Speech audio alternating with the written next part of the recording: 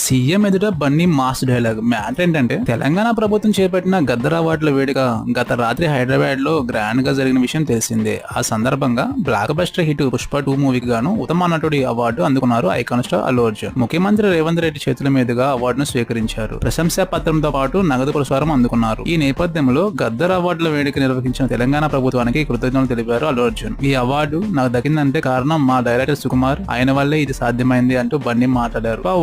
అప్పుడు హిందీలో విడుదల చేయమని రాజమౌళి చెప్పకపోయి ఉంటే ఇంత క్రేజ్ ఉండేది కాదని అల్లు అర్జున్ చెప్పారు. అందుకే జగన్కు ప్రత్యేక థ్యాంక్స్ చెప్పారు. పుష్ప 2 సినిమాకు తాను అందుకున్న తొలి అవార్డు ఇదేనని, తనకి ఎంతో ప్రత్యేకమని చెప్పారు. గద్దర్ అవార్డును అభిమానులకు అంకితం చేస్తున్నట్లు వెల్లడించారు. మీ సపోర్ట్ ఎప్పుడు ఇలాగే ఉండాలని, మిమ్మల్ని ఎప్పుడు గర్వపడేలా చేస్తానని చెప్పేసి అన్నారు. ఆ తర్వాత రేవంత్ రెడ్డి అనుమతి తీసుకుని పుష్ప 2లోని డైలాగ్ చెప్పారు.